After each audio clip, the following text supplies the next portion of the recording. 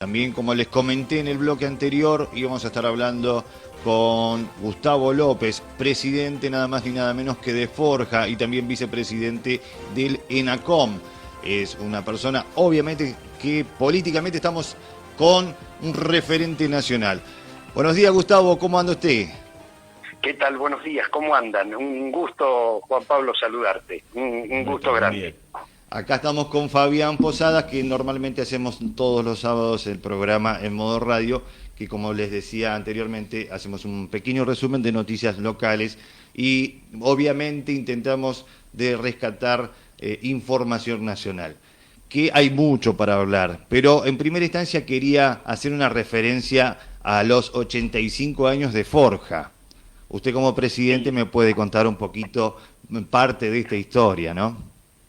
Bueno, la verdad que Forja nace un 29 de junio de 1935 en unos sótanos de la calle Lavalle, ahí en la zona de Tribunales.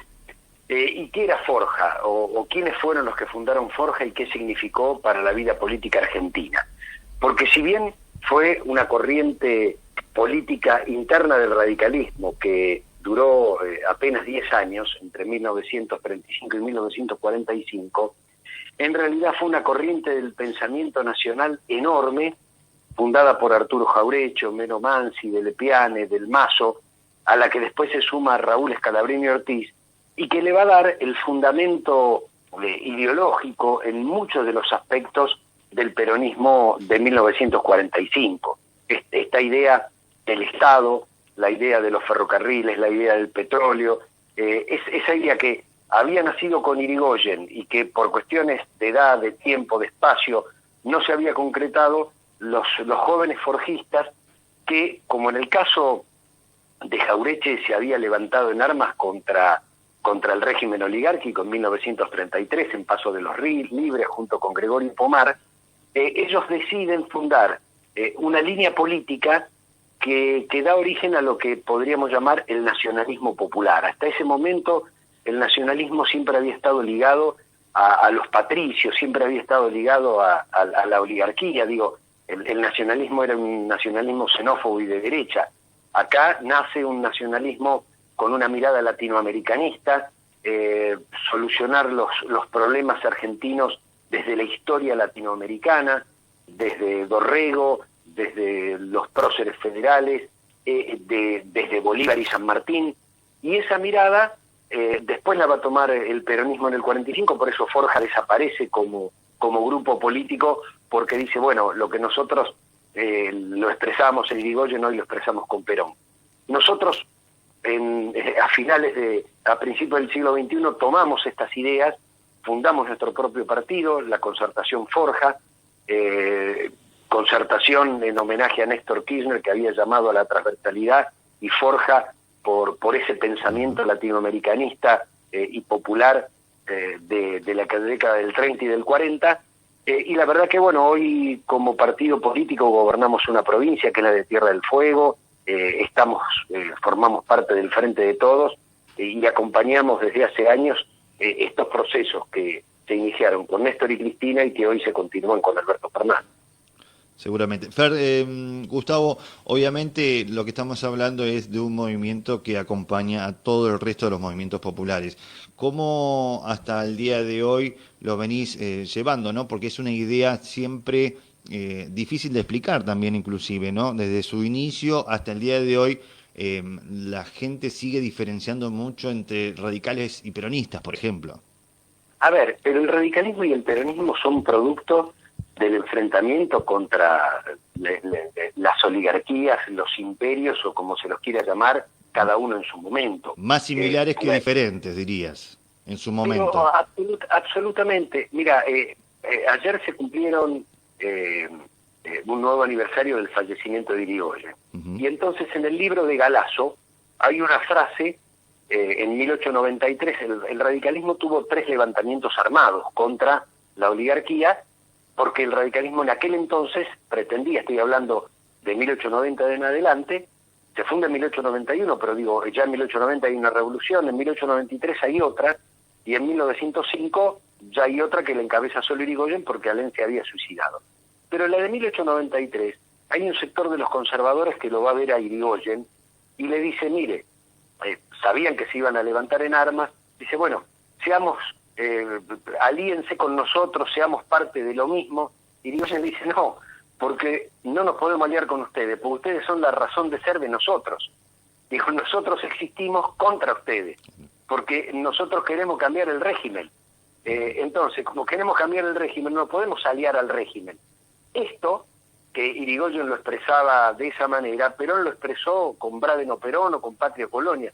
Es decir, hay un escrito de la década del 60 que se llama La contradicción fundamental, y uno puede analizar cómo a lo largo de la historia argentina del siglo XX, esa contradicción fundamental se mantuvo latente.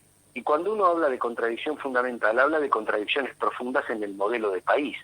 Digo, si uno quiere un modelo de apropiación de riqueza para unos pocos, o quiere un modelo de producción de riqueza y de redistribución del ingreso. Alem expresaba esto como la causa de los desposeídos contra el régimen oligárquico. Perón lo llamaba patria o colonia, en los 70 liberación o dependencia. Cristina lo llamó democracia o corporaciones.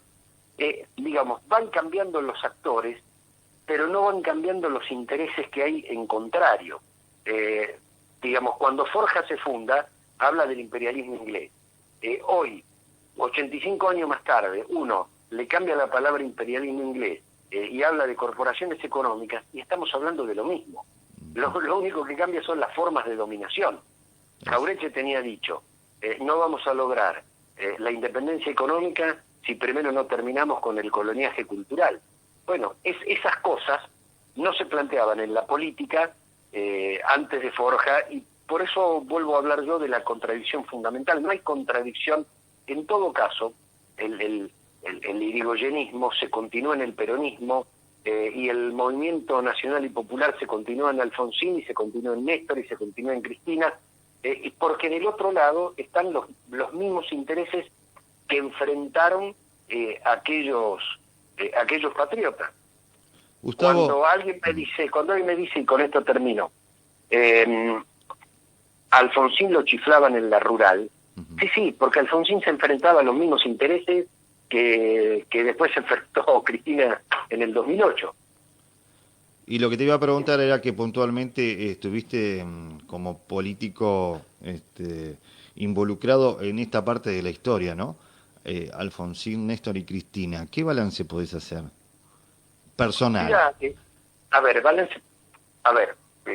yo no solo no estoy arrepentido, sino que me siento orgulloso de haber formado parte de esa tríada como militante y como funcionario. Digo, primero como militante, porque la verdad que uno milita sin pensar que después va a tener alguna responsabilidad, y no solo he militado, sino que además, por suerte, me dieron alguna responsabilidad, y creo que he devuelto esa confianza con cosas concretas. Cañuelas te conocemos, varias veces has venido por distintos motivos. Exacto. Bueno, primero, Alfonsín me parece que el gran legado que deja, y que es innegable, es el sistema democrático. Digo, nosotros teníamos una democracia renga. Piensen ustedes que de 1930 hasta 1983, el único gobierno que había terminado su mandato fue el primer gobierno de Perón.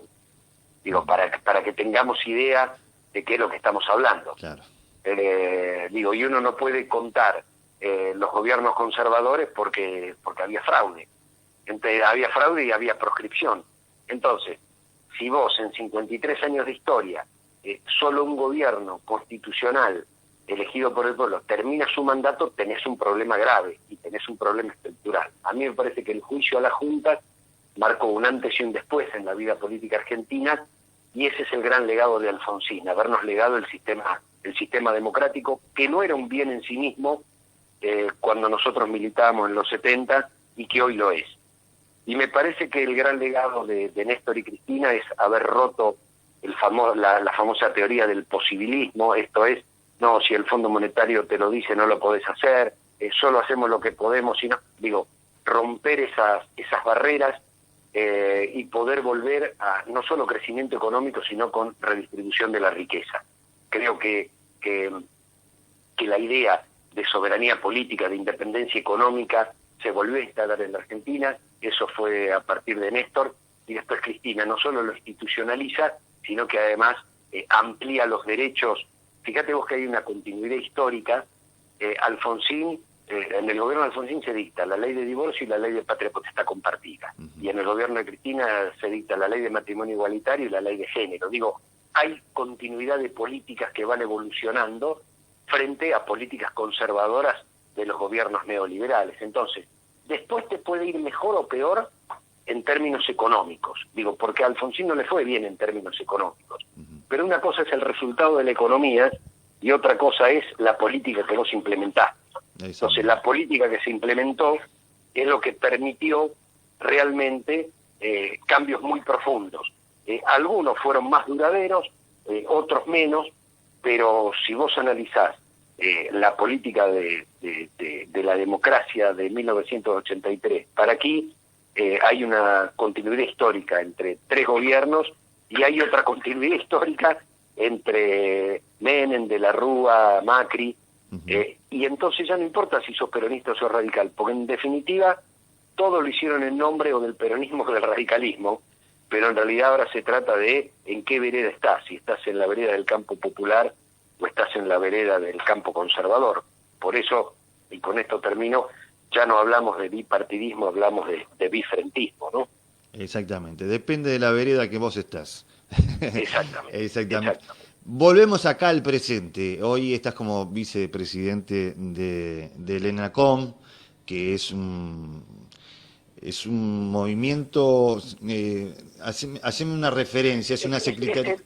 Es el ente regulador. El ente nacional de comunicaciones, el ente que regula las comunicaciones. ¿Sería como la Secretaría de Comunicación en su momento, el CONFER en su momento?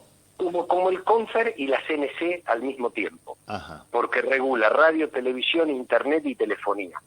Digo, es un ente regulador que fija las políticas del sector.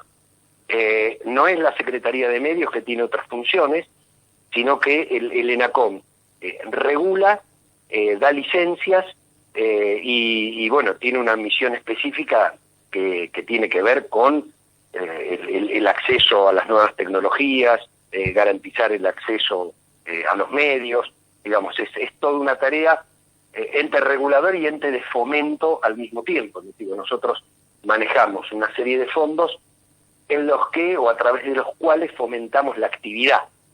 Entonces, damos, en el fomento de la actividad, lo que nosotros hacemos es dar subsidios para que la actividad exista. De hecho, la semana pasada, que se publicaron ayer en el boletín oficial, iniciamos 4 nuevas líneas de conectividad a través de Internet que para poder cablear lo que nosotros llamamos barrios populares. Destinamos 1.000 millones de pesos para dar conectividad a los barrios populares, destinamos 2.000 millones de pesos para dar conectividad a instituciones públicas, educativas, de salud y de seguridad, destinamos también otro dinero muy importante para las zonas adversas, aquellas que geográficamente es muy difícil poder llegar, y por último, digo, para la ruralidad. Entonces, bueno, estamos trabajando, digo, además de otorgar licencias y regular la actividad y decir por qué canal tiene que transmitir cada uno, lo que hacemos es fomentamos la comunicación y fomentamos la conectividad con recursos propios. Así que, no, es un ente muy importante que unió 2 entes, lo que era el viejo CONFER, que después se llamó AFCA, sí, y lo que era la Comisión Nacional de Comunicaciones, que después se llamó AFTIC. Hoy el ENACOM reúne esas 2 condiciones, regulador y fomento de todas las formas de comunicación.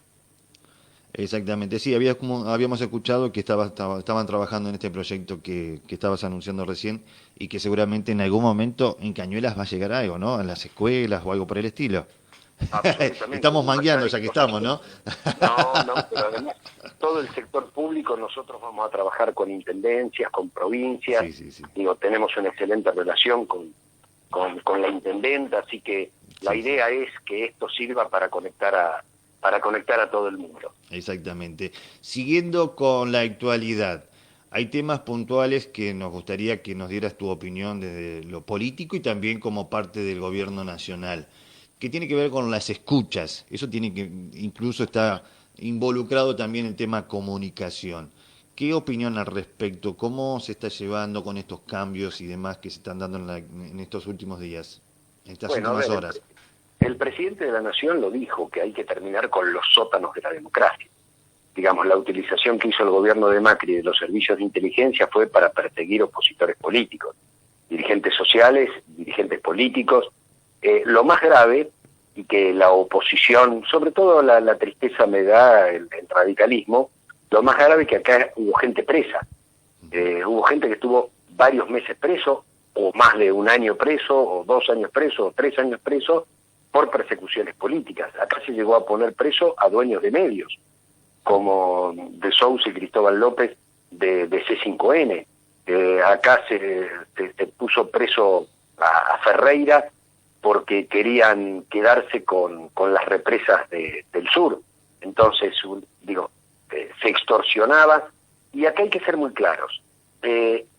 No alcanzó con los espías. Sin una parte del periodismo o de los medios y sin el Poder Judicial, esto hubiera sido imposible. Así que hay una red de complicidad que le corresponde a la justicia investigar. Y le corresponde a la justicia investigar el grado de responsabilidad que tenía cada uno. Si fueron engañados, si fueron operados, si entonces el periodista engañado publicaba algo, o era parte o cómplice de un entramado ilegal. Nosotros, en el artículo 16 de la Constitución, dice que todos somos iguales ante la ley y que no hay tribunales especiales. ¿Esto qué significa? Que es la justicia ordinaria la que tiene que investigar. Yo hoy escuchaba a un grupo de dirigentes de Cambiemos que decía que esto era un ataque a la libertad de expresión. No, mirá, si uno comete un delito, no importa la profesión que tenga, el delito lo cometió. Acá en la Argentina no hay delito de opinión, hay delitos del Código Penal, y casualmente el delito de opinión lo eliminó el Congreso a pedido de Cristina Fernández de Kirchner en el 2009. Así que no hay delito penal por opiniones. Ahora, si cometiste un delito, tenés que pagar igual que cualquier hijo de vecino. Y yo creo que sin la complicidad dolosa o culposa de determinados sectores, esto era imposible. Y los dos sectores que están comprometidos, junto con los espías, que es el Poder Ejecutivo de Macri, es el Poder Judicial, porque hay jueces y fiscales que eran parte de esto, y por el otro lado, algún sector de los medios, que vuelvo a repetir, la justicia deberá investigar si lo hicieron por error o lo hicieron con dolo. Y ahí es el Código Penal el que se aplica, ninguna otra cosa. Por último, Gustavo, para ir cerrando, también quería que nos hicieras una reflexión al respecto de las acciones que se viene llevando a nivel nacional como gobierno y como sociedad con respecto al COVID. Mira, la verdad que yo las acompaño, las apoyo y me parece que son las medidas adecuadas. ¿Por qué, sin ser médico, puedo decir esto? Bueno, porque uno ve lo que está pasando en Brasil, lo que está pasando en Chile, lo que está pasando en Perú, ni hablar de Europa o de Estados Unidos. Los países más o menos como los nuestros, los que han tomado medidas, como tomó el gobierno de Argentina, el nivel de mortalidad es muy bajo, por suerte, aunque hay que lamentar que ya más de 1.300 muertes por el COVID. Y además yo tengo amigos cercanos que o ha fallecido algún familiar. Acá se trata de algo muy serio. En Brasil superaron las 60.000 muertes, en Chile han superado las 6.000 muertes. Estamos hablando de algo muy grave, que no hay vacuna y que lo único que ha servido es el aislamiento preventivo y obligatorio. Ahora, hay partes del país que han salido de la fase más rigurosa, hay partes que tenemos que seguir en la fase más rigurosa, porque hasta ahora es lo único que se ha descubierto que puede menguar la cantidad de contagios. El impacto económico es tremendo en todos los países, los que tienen miles de muertos y los que tienen menos muertos. El impacto económico es exactamente igual.